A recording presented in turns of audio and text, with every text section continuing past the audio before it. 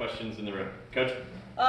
Thank you guys for being here. I have a lot of respect for Charmin, and that Cal team is a much improved basketball team, and just want to give compliments and shout out to them. And they put us in tough positions, and they did a great job finding some mismatches off of our switches, and Charmin has really taken them in a great direction.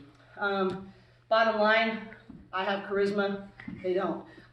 That's the bottom line. And charisma, I just think time and time again, she did it off the post up, she did it off the bounce, she did it with the three ball, and she did it with her defense.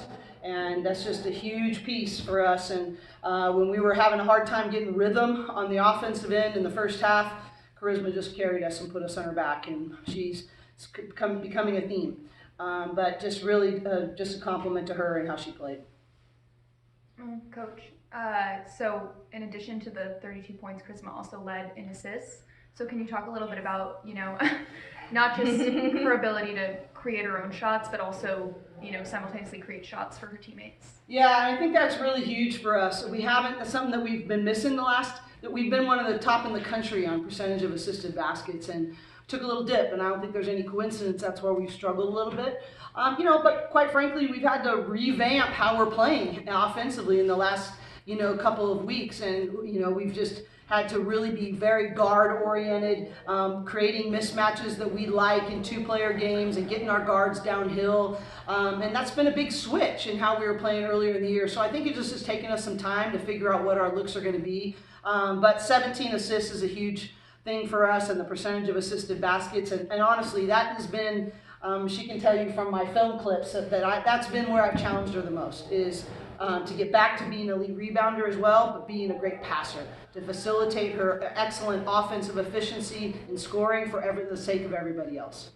On the rebounding note, UCLA is, we lead the country in rebounding margin, but without Lauren, what adjustments have you had to make with both your guards and your forwards to crash in the glass? There's two parts of that. One is I really want to give a shout out to Christine Walla today. I just thought she was not only a really good rebounder, but most players stay after practice and they work on their shot or they work on their offense. Every single day this week, her and Amanda Muse have stayed after and worked on their ball screen defense and post defense. And it transferred over, and it also put them in positions to get more rebounds.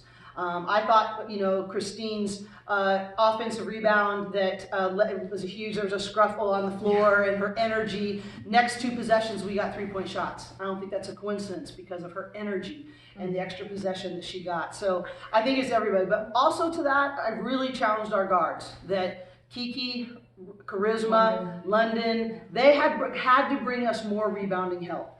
And, quite frankly, guards were picking on them on offensive rebounding, and really challenged them to not give up back doors and to get better in terms of our assist box outs. And they've gotten better. I think we still have a little ways to go, but they're making strides. Charisma, we've seen you have huge scoring performances like you did tonight, but I don't know if, at least personally, I've seen you hit that many contested shots, fading, hands in your face. At one point tonight, did you know that you were feeling it and really willing to take a shot regardless if there was a hand in your face, two hands in your face, post fadeaway, regardless? It just seemed like you seemed extra confident tonight. Yeah, I think when the first one went, I was like, okay. But I think Coach T has really been just emphasizing us guards being aggressive to attack, to get to our and Coach Cori too, to get to our shots. And I think my teammates put me in good positions, and Coach Cori was calling plays that were getting me to those shots. So I was just really confident, and once the first couple went in, I was like, okay, I'll keep going and keep doing that. Charisma, you were the focal point of Cal's defense, like you often are, and you found a dozen different ways to score. It seems like the best women's players out there, like Sabrina Ionescu and others like her, are really creative at finding different ways to put the ball in the bucket. Is that something that you have continued to work on throughout your career, and is it something you think will get you to the next level at a successful level? Yeah, I think so. I think I try my best to be a 3-level scorer so that I can shoot on the outside, get to the basket, and also the mid-range. And I think our coaches do a great job of working on that with all of us guards. And it wasn't just me. DZ was getting shots, and Gabs was getting shots, and other people as well. But I think just continuing to work on that so that I can be efficient when I do shoot those shots. And every time Cal made a run, you guys, it seemed like turned it around almost immediately. Is that something you've been doing all season? Yeah, I think, like Coach Cori said, I think it's especially, Sorry. especially that play with Christine, like she was so hyped, and I think it was like me, Cam, Angela, and Christine on the court, and DZ, and that just got us so like motivated on defense to go and get stops, and then we were getting easy baskets, 2 possessions in a row. But I think really just like Christine, like really helped with that. Coach, what's it like just watching Charisma when she's making like 7 straight points, 8 straight points? What's going through your mind on the sideline? I better not screw this up. That's really, but honestly, there's so many different plays. We wanted to mix it up. So our team did a really good job out of timeouts or dead ball situations. That allows me to sort of script different ways for her to get shots. And so in the first half, we ran having her come off flare screens, then we brought her back off of handoff situations, and we have sort of a double flare that leads to a ball screen situation. We just were able to do that, but she can't do that just on her own. We need our team. But honestly, I could tell really early on she was feeling in a rhythm, in a zone, and for me, it's let her go. We need to call plays that put her in situations, but I don't need to overcoach at that point. I need to get her the ball in spots that I know she likes and let her make plays. Sorry, Coach. So London had 15 of her 18 points in the second half. Was there any kind of shift for her at halftime, intensity-wise, or did shots just kind of start falling? Yes, quite frankly, yes. I thought I really challenged her at halftime that there's more in her.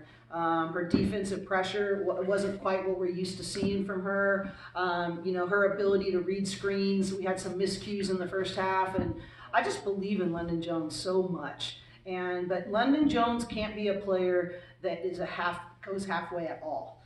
She's got to have that dog, that chip that she sort of flourishes under, right? You can see it in her. You can see when she sort of gets that mojo going. And, I didn't think she was as assertive. I thought she was letting the game happen to her instead of dictating how the game was happening on both sides of the ball in the first half, and really challenged her at halftime. Like, this is your half, new half, let's get after this thing. And she really did respond in the second half. Coach, I'm not sure if you saw Stanford fell tonight to USC. How do you think, going into Sunday now in Palo Alto, how does that change things, just knowing that Stanford, a great team, is coming off a loss, and changes anything at all? I think the bottom line is that this conference is really, really good, and there's going to be teams that are coming off of losses, and so I think that USC is a really good team, Stanford's a really good team, so are we, and I think that all I'm caring about right now is controlling our preparation. That's all I can control. And I've been coaching against Stanford long enough that they'll respond, but I can't control their response, but I can control ours, and we can control our preparation. I also believe that guard play. I remember way back when we were in the Cayman Islands, everybody was talking about our post play, and I turned to the media and I said, we will go as Charisma and Kiki go, and our guard play go, not as our forwards go. And I think that's what you're seeing is that at this time of year, you are led by your guards, and I feel really good about our guards. We're just one more for Charisma. How do you balance just like elite offensive production and getting those looks on offense with really tough defensive assignments, every time? Yeah, I think honestly just playing hard. Like, I'm not really thinking about offense while I'm on defense or vice versa. Just thinking about how can I get a stop on defense or how can I get a good shot on offense. Really appreciate you guys being here, Daily Brewing, for making the trip up. But honestly, like this even though the Pac-12 isn't going to be around, the people that support these women in these schools are going to be around, and we got to keep growing our game, and we got to keep telling these stories. And also want to give a shout out to the crowd and their pink game. And Play for K is a really big deal and around the country, and we have to raise money for women's cancer research. And I thought the crowd was great tonight, the theme was great tonight, and it's a worthwhile cause, and we've got to get behind it. So thanks everybody for telling that story as well, because it's really important along with the performance in the play. Thank you for everybody.